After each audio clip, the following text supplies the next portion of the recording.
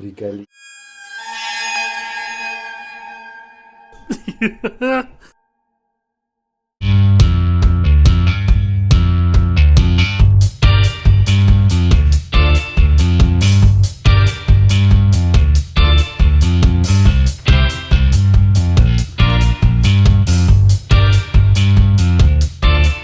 There's the three things that I need to prep CDs.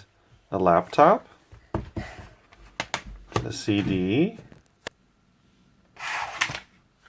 and possibly these mailing seals. So first of all, I open up the laptop, open the CD, take out the CD, and insert the CD.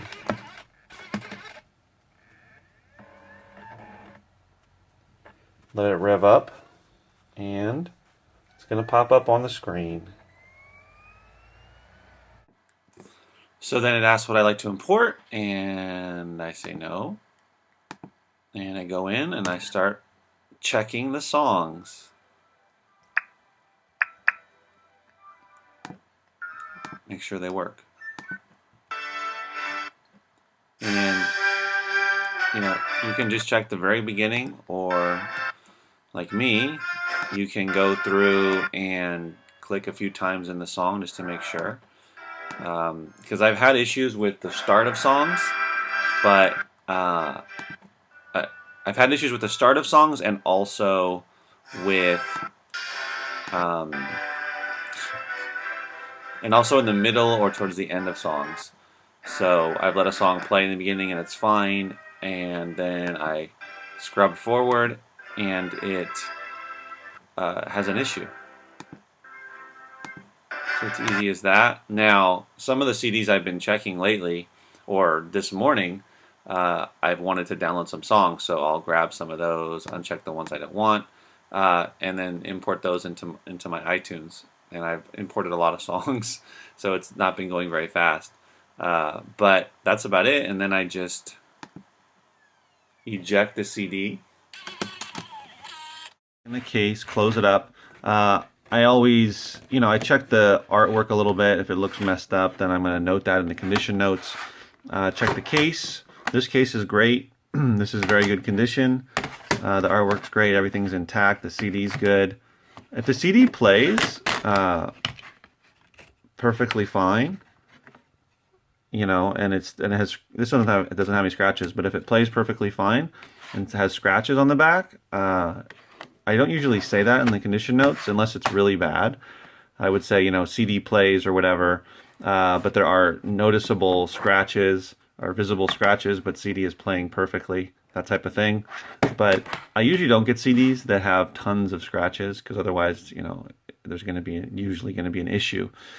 So that's about it. If it's dirty, sometimes there'll be some, I don't know, crap on it or who knows what. I might clean it up a little bit, but usually they're not very dirty.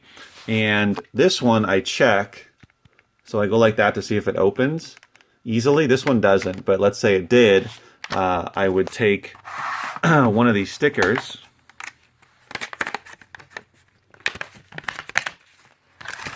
so I would take one of these stickers, which are circular transparent stickers,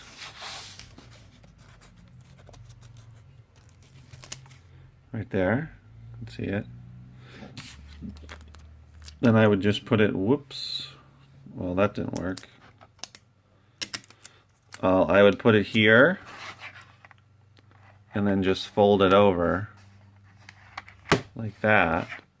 Well, that wasn't a very good job, but I would put it a little bit closer to the edge, something like that.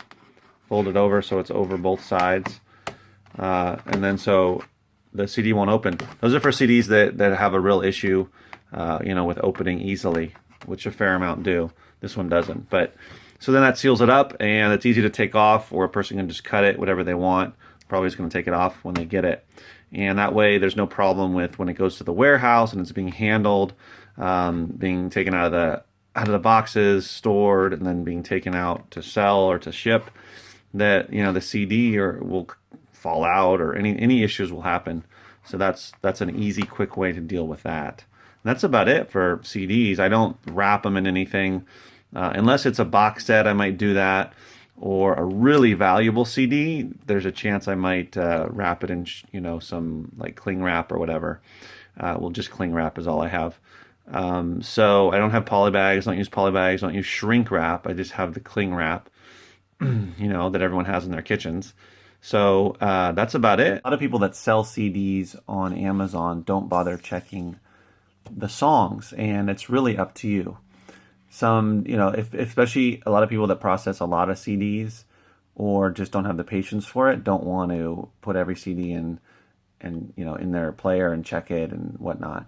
But I prefer to do that just to make sure, number one, to make sure that the songs play, and number two, to see if there's any songs that I want for myself, because this is not just about selling the CDs for me, it's also about adding to my collection. So for me, it's important to do that. I don't want to risk having someone buy a CD, get it home, and start to try to play it, and it doesn't work.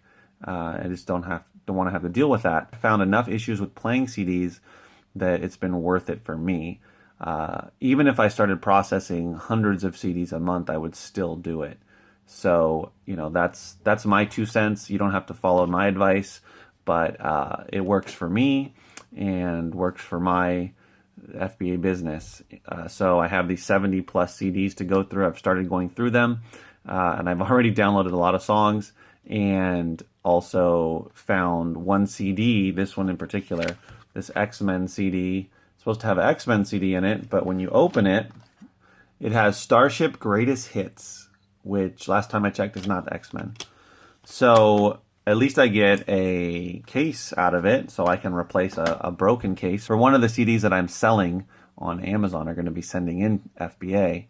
I already replaced one case, or one cover of a case, so it's going to happen.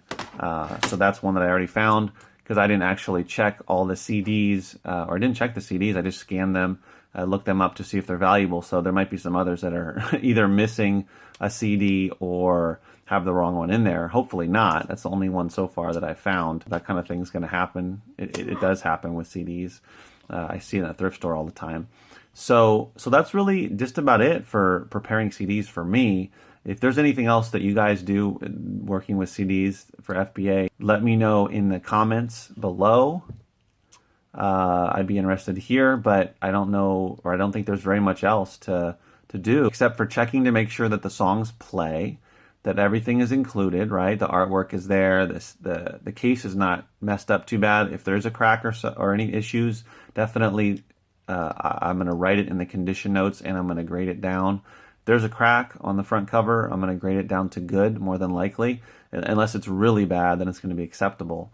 Or if I don't ever send anything in with any missing artwork, but if the artwork has any damage or any issues, I always mention that and potentially grade it down to maybe good or acceptable if it's really bad. But I usually don't send anything in like that.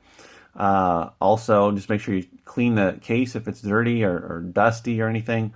And I put the little circular transparent stickers on there, just to make sure for the ones that open easily, to make sure nothing falls out. So that's about it. Play them, clean them, put the sticker on them, send it in. Maybe other people do some more stuff or wrap them up because they're potentially more fragile, but I haven't had an issue yet. So it's working out well for me. And I spend enough time checking the songs in the CD to make sure it works. So I don't want to spend too much more time, having to wrap it or whatnot. So yeah, let me know if you do anything different or how you deal with CDs. Because I'm sure a lot of you are going to say, oh gosh, I couldn't sit there and go through the songs. But to each their own. Everyone has their own flow, their own system of doing it, and what's comfortable or what doesn't make them go crazy. Because it's definitely a little more tedious, but it's not tedious to me because I enjoy listening to the songs and finding ones that I like. And it's an added bonus for me. It's a huge bonus to be able to resell these CDs for profit and at the same time be able to get some free songs out of it. So that to me is just incredible and awesome, and that's why I've in addition to books, I've gotten into CDs. As always, remember, keep booking!